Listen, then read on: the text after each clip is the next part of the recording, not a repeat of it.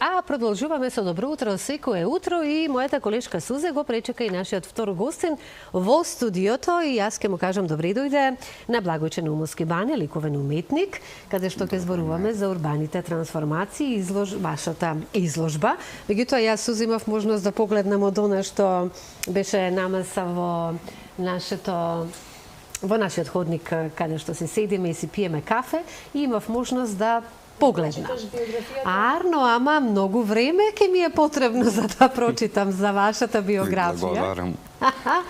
Читав и не успеав до крај. Јас ќе кажам секоја чест. Многу изложби реализирани и продолжуваме понатаму и секако како врвен уметник посакувам уште многу успеси, но пред сте добро утро и добре не дојдовте и да сте жив и здрав. И уметноста е онаа која што треба сите ние во себе да ја негуваме, но вие сте оние врвните уметници кои што на свој начин знаете тоа да го искажете. Повелете се. Ти благодарам многу, Слободанче, и убаво каже, уметноста не се чита, да се читаше, со читање сите ќе ја практикувавме уметноста, уметноста се живее. Веројатно со доза на уметност и се раѓаме и потоа ја растеме и ја развиваме. И од мене официјално добре дојде за Благојче Наумовски бане. Добро ве најдов. Ликовен уметник и декан на Факултетот за арт и дизајн при Европскиот универзитет. Добро утро и на вас. Ви благодарам за поканата, за малце да поразговараме за моето ново творештво, за мојот нов проект што сега го работам. Одлично. На само ден-два пред 23-та самостојна изложба, бидејќи 22 самостојни веќе имате позади вас, ви украдовме малку повеќе време, иако знам дека секоја минута овие денови ви е драгоцена.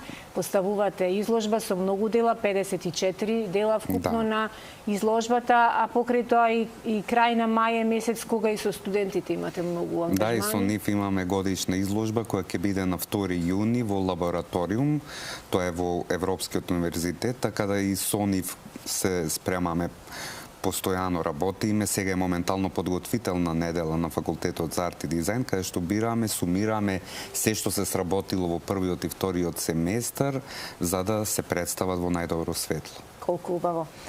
Можам само да замислам колку уживаат студентите кои што ја одбрале оваа професија, знаејќи дека имаат професори и ментори како вас таму сите. Бидејќи многу добро ве познавам, можам да замислам каква убава авантура се студиите на арт и дизајн, за кои што имаме се уште интересенти, нели? Се уште имаме уметници кои што, млади луѓе кои што се определуваат за оваа професија која може да ги однесе и далеку во светот, како што и вас ве има уметноста однесена во многу земји широм светот. Од она што и Слободанка зирнала мојата колешка, и јас вас навистина широм целиот свет ви има однесена уметноста. Па не баш широм целиот, но во поголем дел од светот, така да се уште сега се навратив, имав една мала кратка пауза, но сега се посветив постојано на таа интернационална кариера, но врските што ми се на Факултетот за арт и дизајн, колку што можат да го дозволат тоа, сепак се го правам, но во голема мера да, сакам да се посветам на интернационалната кариера, но на тогашната, на сегашната домашна публика, која што ми е многу важна и секако надвор во светот. Да, ајде на крајот, ако имаме време, ќе се навратиме повторно на таа интернационална ваша приказна и каде при крајот на годината ќе изложувате. Сега малку да се фокусираме на урбаните трансформации кои што ќе ни бидат актуелни. Еве имаме патеми инсерти, ќе гледаме дел од сликите, дел од сето она кое што ќе биде изложено веќе задутре, како се случија и колку време се создава урбаниве трансформации во боја, светлина и динамичност.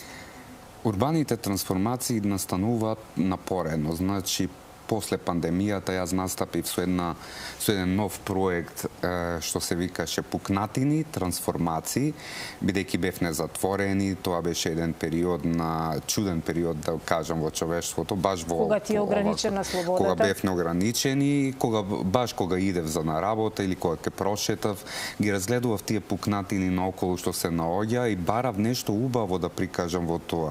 Затоа што го барав тоа што е зацкриено позади пукнатините, како еден ликовен израз со кој што можам да го искористам за понатаму јас да се реализирам како автор. Така што после таа изложба настана напоредно и урбани трансформации. Значи, јас не останувам на еден проект, току континуирано одам од еден во друг проект, така кажано ги скокам, да, но има една мала поврзаност помеѓу нив. Тоа е геометријата, што од секојаш ме фасцинирала, од секојаш го привлекувала моето внимание, најголемо внимание, така да тие урбани трансформации гледаме насекаде околу нас. Тоа се еден вид на мали сегменти од еден поголем мозаик на бруталистичката архитектура, која што ми е пред се императив за овој проект. Таа грубост што ја носи во себе, но покрај таа грубост ја има таа нејзина импозантност, големина, исто така чистина, прецизност во формите, прецизност во геометриската структура и така да тоа ме инспирираше да јас пристапам на еден абстрактен начин да ги пронајдам тие сегменти од таа урбана трансформација, односно тие геометриски елементи со кои што јас повеќе ќе ги или доорганизирам, доструктурирам, или пак ќе ги направам поабстрактни, за да малце го испровоцирам и гледачот во сета таа приказка. Така.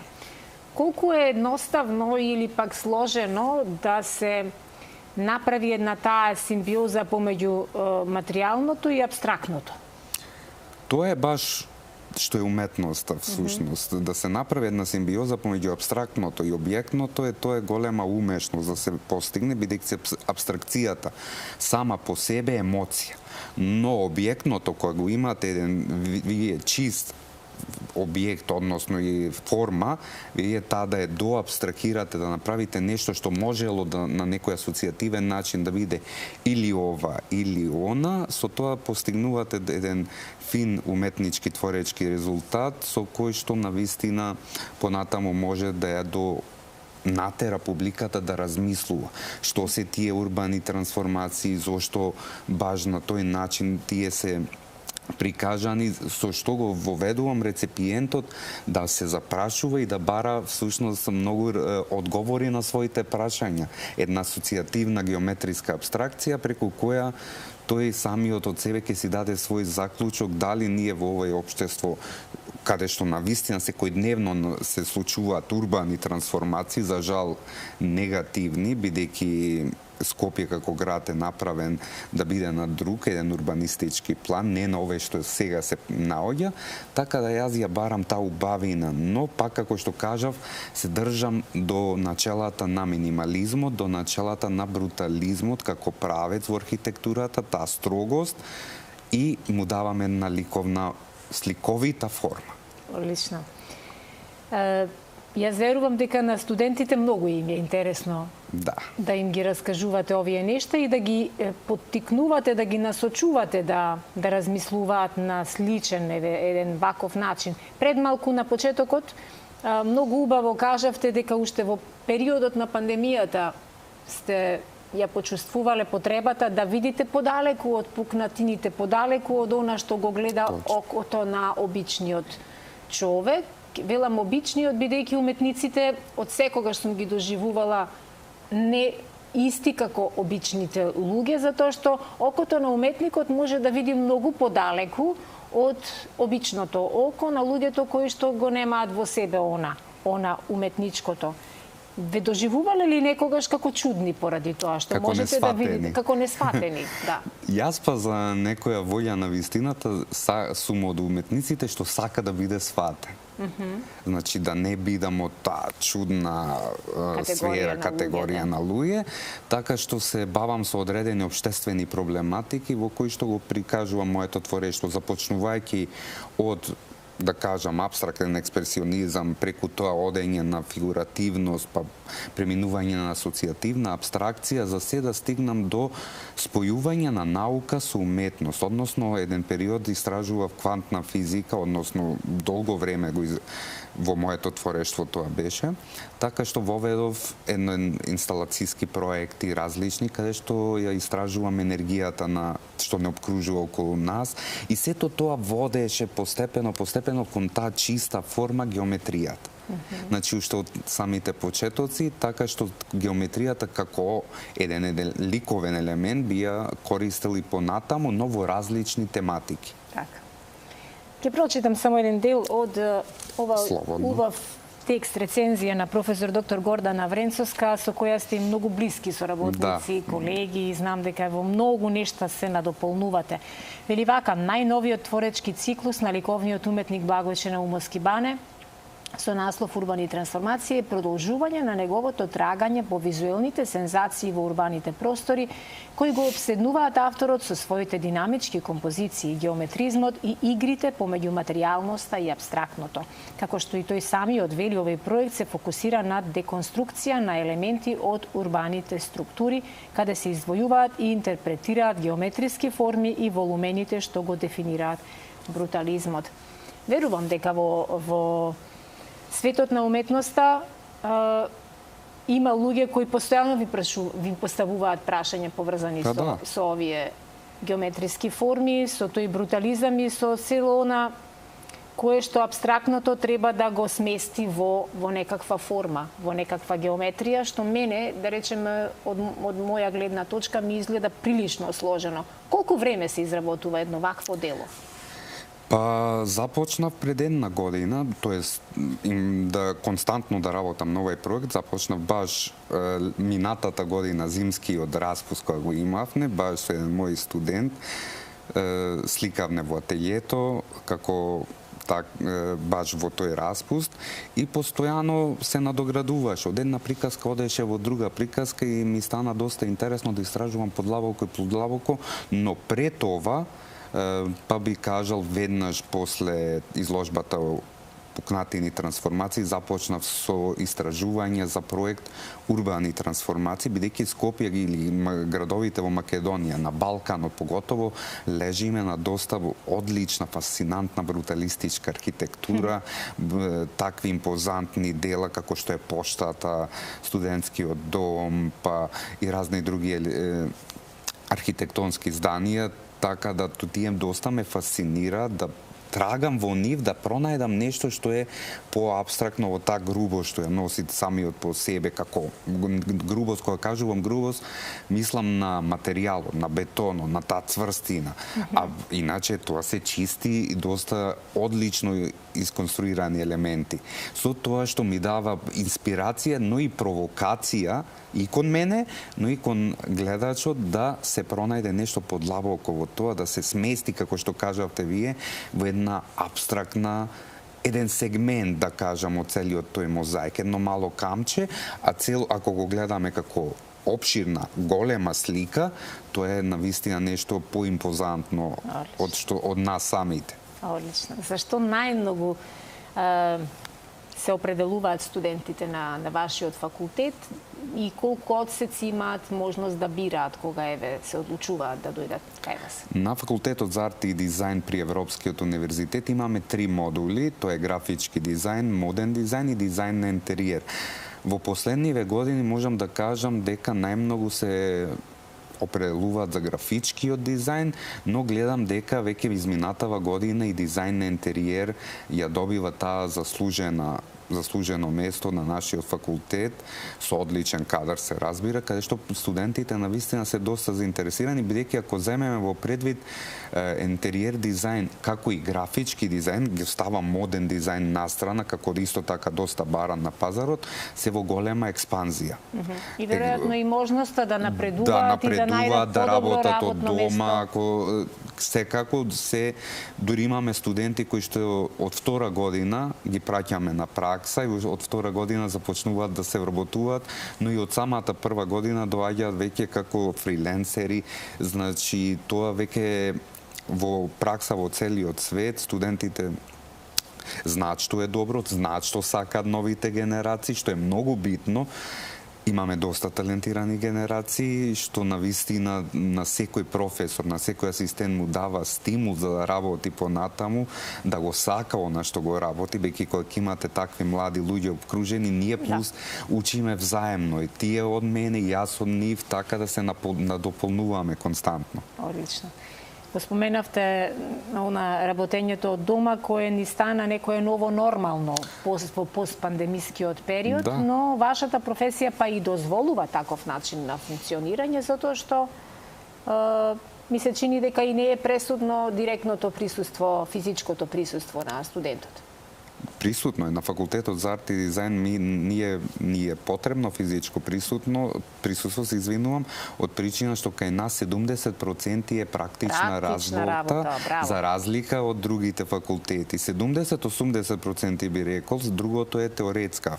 Говорам за предмети како историја на уметност, историја на дизајн и останати предмети кои што мора да се теоретски, но останатиот дел е практичен и студентите во најголема мера треба и се присутни на предавањата и на вежбите на факултетот. Да. Јас посакувам на вистина и во оваа следна уписна година академска да добиете студенти кои што ќе бидат достојни идни уметници и ќе се пронајдат себе си, ќе бидат индивидуалци, креативци, но и ќе го примат цело ова ваше знаење и искуство кое што можат да го добијат на Факултетот за арт и дизајн при Европскиот универзитет и на сите оние годишни изложби за каква една и се спремате сега, ќе ни потврдат колку многу таленти имаме ние и колку луѓе со широки визии, со широки погледи кои што гледаат многу подалеку од пукнатините, како што рековте и вие пред малку. Ајде да се навратиме уште кратко на изложбата,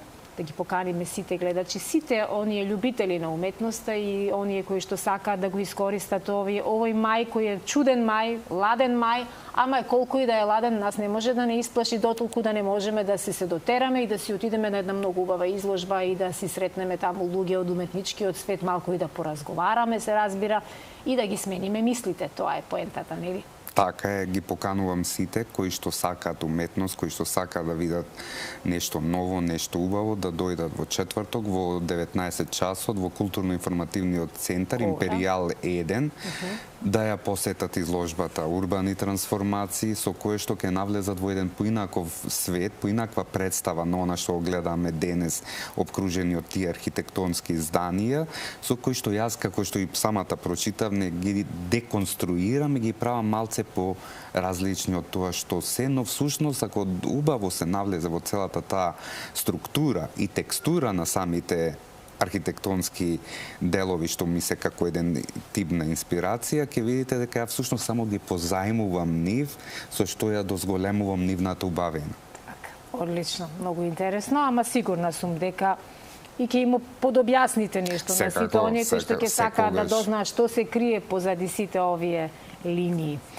При крајот на годината се подготвувате за уште една голема изложба самостојна во Њујорк, така нели? Тоа е сосема нов проект, различен од досегашните во Њујорк, здравје на 14 ноември. Ќе бидам таму 10 дена во Македонскиот културен центар Галери МС, каде што ќе се представам со сосема нешто друго. Нешто поразлично од тоа досега што беше, но повторно ќе кажам дека е во рамките на геометриската перцепција на нешто. Браво.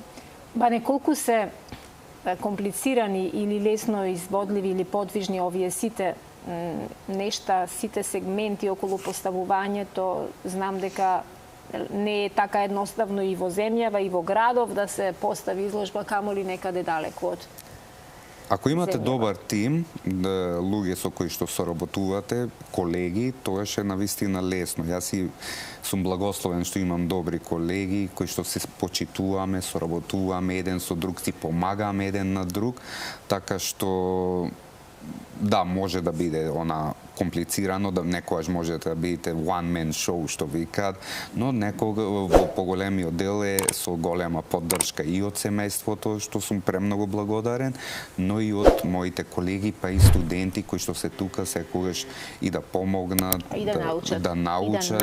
Ви кажа, взаимно учиме. Тоа е многу добро.